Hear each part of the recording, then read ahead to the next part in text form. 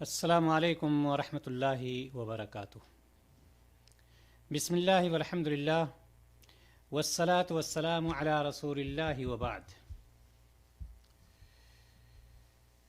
قال اللہ تعالی فی القرآن المجید والفرقان الحمید اعوذ باللہ من الشیطان الرجیم بسم اللہ الرحمن الرحیم فمن کان یرجو لقاء ربہ فلیعمل عملا صالحا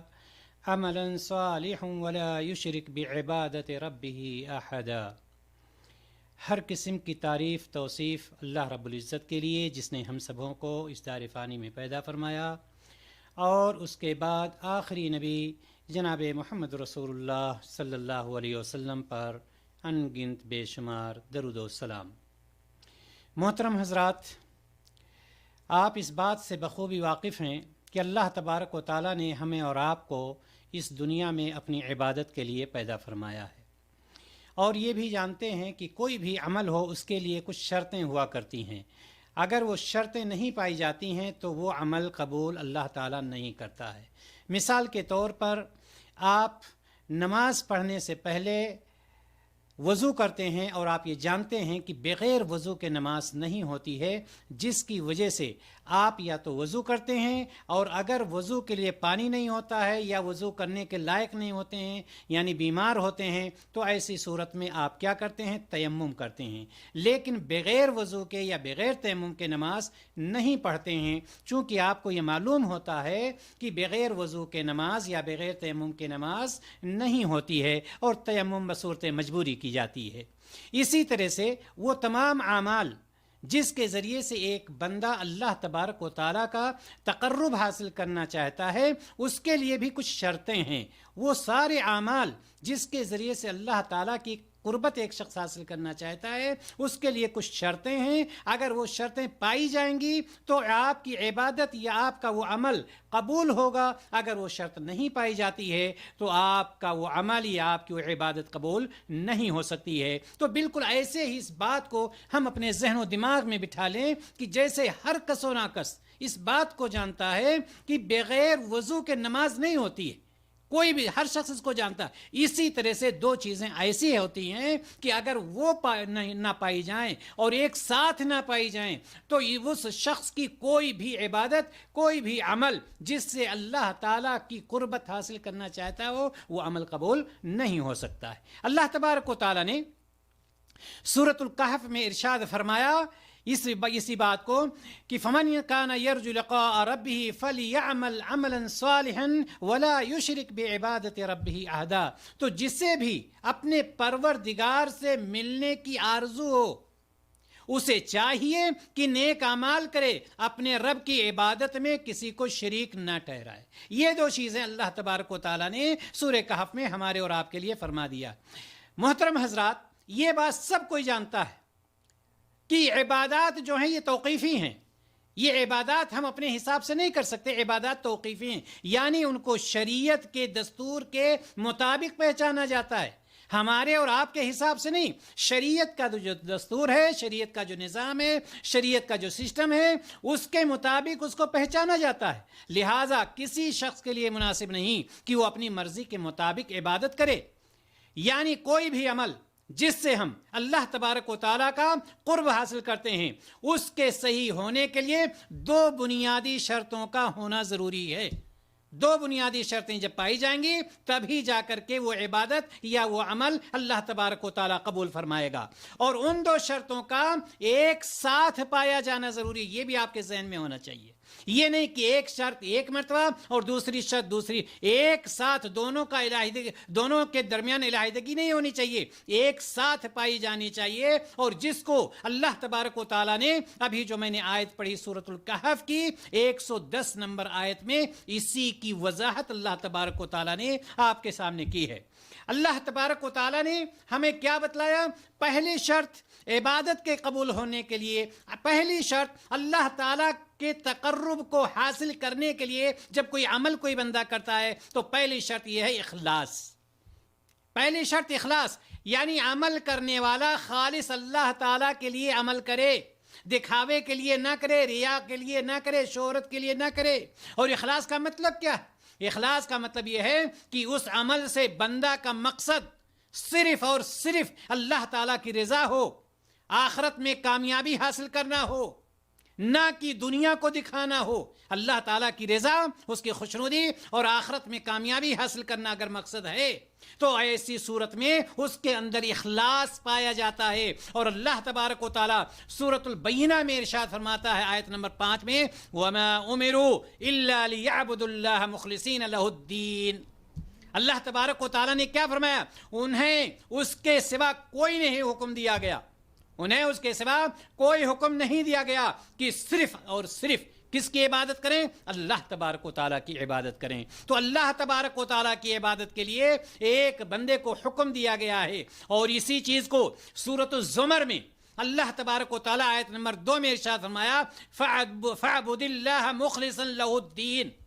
اللہ تبارک و تعالیٰ نے یہاں پر بھی صراحت سے بیان فرما دیا، بس آپ اللہ ہی کی عبادت کریں۔ کس کی عبادت کریں؟ اللہ ہی کی عبادت کریں، اسی کے لیے دین کو خالص کرتے ہوئے، یعنی اللہ تعالیٰ کے لیے دین کو خالص کرتے ہوئے صرف اور صرف اللہ تبارک و تعالیٰ کی عبادت کریں۔ اور اسی بات کو جناب محمد رسول اللہ صلی اللہ علیہ وسلم نے بھی ارشاد فرمایا کہ انما الاعمال بالنیات وانما لکل امرئ ما نوى، یعنی عمل کا دار و مدار نیتوں پر ہے، ہر شخص کو وہی ملے گا جس کی اس نے نیت کی ہوگی۔ معلوم یہ ہوا کہ اخلاص کا ہونا ضروری ہے۔ آپ کی کوئی بھی عبادت ہو، چاہے چھوٹی عبادت ہو، بڑی ہو، ظاہری ہو، باطنی ہو، انفرادی ہو، اجتماعی ہو، کوئی بھی عبادت ہو، سب سے پہلی شرط کیا ہے؟ اخلاص کا ہونا، یعنی وہ عمل اللہ تعالیٰ کی رضا حاصل کرنے کے لیے ہو، وہ عمل آخرت میں کامیابی حاصل کرنے کے لیے ہو، نہ کہ لوگوں کو دکھانے کے لیے اور دنیا میں شہرت کے لیے وہ عمل نہ ہو۔ اسی طرح سے عمل کا دار و مدار جس طرح سے نبی کریم صلی اللہ علیہ وسلم نے فرمایا کس پر ہے؟ نیتوں پر ہے، اور ہر شخص کو وہی ملے گا جس کی اس نے نیت کی ہے۔ اسی طرح سے صحیح بخاری کی صحیح مسلم کی ایک روایت آتی ہے جس میں نبی کریم صلی اللہ علیہ وسلم نے ارشاد فرمایا ان اللہ لا ينظر الى صورکم واموالکم ولكن ينظر الى قلوبکم واعمالکم۔ صحیح مسلم کی یہ روایت کہ اللہ تبارک و تعالیٰ تمہاری شکل و صورت کو نہیں دیکھتا ہے، اللہ تبارک و تعالیٰ تمہاری چودھراہٹ کو نہیں دیکھتا ہے، اللہ تبارک و تعالیٰ تمہارے اموال کو نہیں دیکھتا، اللہ تبارک و تعالیٰ تمہارے لباس کو، کسی چیز کو نہیں دیکھتا، بلکہ کیا دیکھتا ہے وَلَكِنْ يَنْظُرُ إِلَىٰ قُلُوبِكُمْ وَأَعْمَالِكُمْ۔ اللہ تبارک و تعالیٰ تو تمہارے دل اور اعمال کو دیکھتا ہے۔ تمہارا دل کیا ہے؟ اس میں ریاکاری ہے، دکھاوا ہے، شہرت ہے، یہ اللہ تعالیٰ کی رضا ہے۔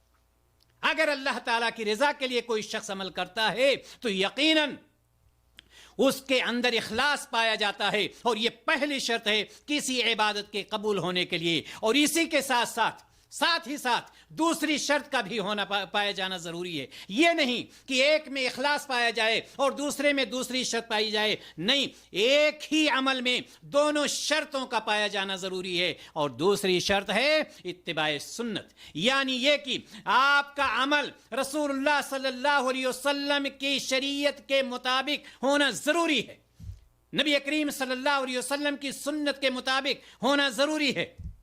اگر یہ چیز نہیں ہے، دوسری شرط اخلاص کے ساتھ ساتھ اتباع سنت بھی ہو، یعنی نبی کریم صلی اللہ علیہ وسلم کی سنت کے مطابق بھی ہو، تب آپ کا عمل قبول ہوگا۔ اس کا مطلب یہ ہے کہ وہ عمل جس کے ذریعے سے آپ اللہ تعالیٰ کا تقرب حاصل کرنا چاہتے ہیں اس دستور کے مطابق ہو جس کو اللہ تبارک و تعالیٰ نے قرآن مقدس میں یا نبی کریم صلی اللہ علیہ وسلم نے اپنی سنت میں بیان کیا ہے۔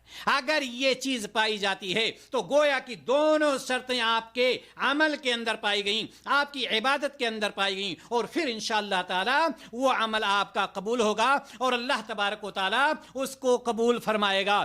کیوں؟ اس لیے کہ اللہ تبارک و تعالیٰ نے نبی کریم صلی اللہ علیہ وسلم کی وفات سے پہلے اس دین کو مکمل کر دیا اور اعلان بھی کر دیا۔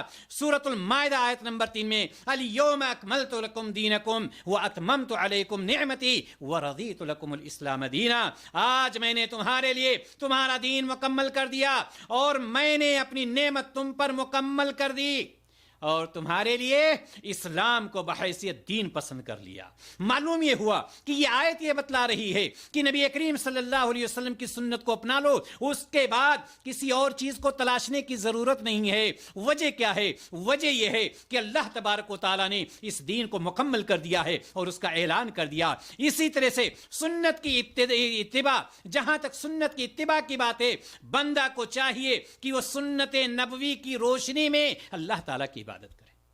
عبادت کس کی؟ اللہ تعالیٰ کی۔ اور طریقہ کس کا؟ جناب محمد رسول اللہ صلی اللہ علیہ وسلم کا۔ اللہ تعالیٰ سورۃ الاعراف 157 نمبر آیت میں ارشاد فرماتا ہے، الذین یتبعون الرسول النبی الامی۔ یہ سورۃ الاعراف میں اللہ تبارک و تعالیٰ نے فرما دیا، جو لوگ ہمارے رسول نبی امی کی اتباع کرتے ہیں۔ ہم اللہ تبارک و تعالیٰ کو کس کے اتباع کی ضرورت ہے؟ نبی کریم صلی اللہ علیہ وسلم کی اتباع، یعنی ہمارا اور آپ کا جو عمل ہو نبی کریم صلی اللہ علیہ وسلم کی اتباع کی روشنی میں ہو، آپ صلی اللہ علیہ وسلم کے طریقے کے مطابق ہو۔ اور نبی کریم صلی اللہ علیہ وسلم نے خود کیا ارشاد فرمایا؟ صحیح مسلم کی روایت، آپ صلی اللہ علیہ وسلم فرماتے ہیں، مائی عائشہ رضی اللہ تعالیٰ عنہ اس کی راویہ ہیں، کہتی ہیں نبی کائنات نے فرمایا، من احدث فی امرنا ھذا ما لیس فیہ فہو رد، جو ہمارے اس دین میں ایسی چیز کا اضافہ کرے جو اس سے نہیں ہے تو وہ مردود ہے، وہ غیر مقبول۔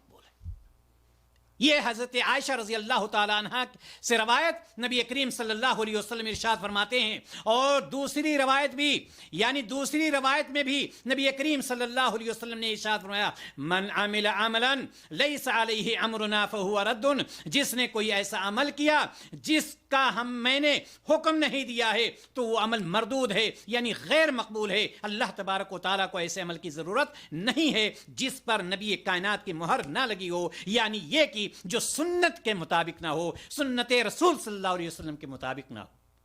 محترم حضرات و خواتین، میں کہنا یہ چاہتا ہوں کہ کوئی بھی عمل قبول ہونے کے لیے دو چیزوں کا پایا جانا ضروری ہے، دو شرطوں کا پایا جانا ضروری ہے۔ پہلی شرط یہ ہے کہ اخلاص ہو، اور دوسری شرط کیا ہے؟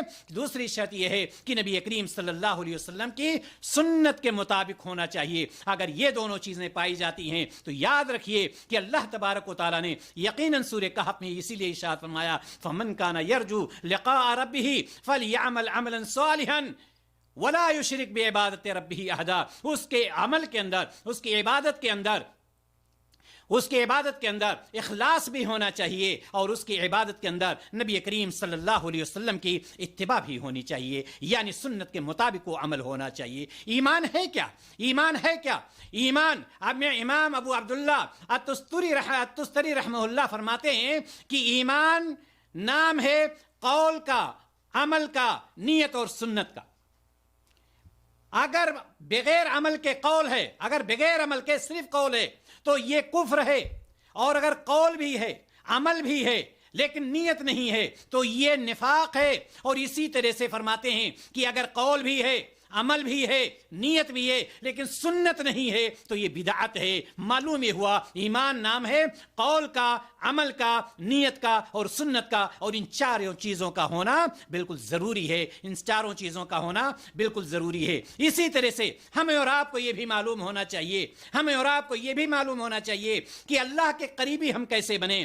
وہ عمل جس کے ذریعے اللہ تعالیٰ کا تقرب حاصل کرتے ہیں، اس میں دو چیزیں پائی جائیں، اللہ تعالیٰ کے قریبی ہم بن جائیں گے۔ پہلی چیز اخلاص، یعنی اس عمل کا مقصد صرف اللہ تعالیٰ کی رضا اور خوشنودی ہو، اور دوسری چیز اتباع سنت، وہ عمل نبی کریم صلی اللہ علیہ وسلم کی سنت کے مطابق ہو۔ اللہ تعالیٰ سے ہم دعا کرتے ہیں الہ العالمین ہم سب کو کتاب و سنت کے مطابق اخلاص کے ساتھ نبی کریم صلی اللہ علیہ وسلم کی سنت پر عمل کرتے ہوئے تمام عبادتوں کو پورا کرنے کی توفیق عطا فرمائے، ہمارے اندر اخلاص کا مادہ پیدا کر دے، ہمیں اخلاص پر عمل کرنے والا بنا دے، اور ہمیں سنت نبوی پر چلنے والا بنا دے۔ وآخر دعوانا ان الحمدللہ رب العالمین۔ السلام علیکم ورحمۃ اللہ وبرکاتہ۔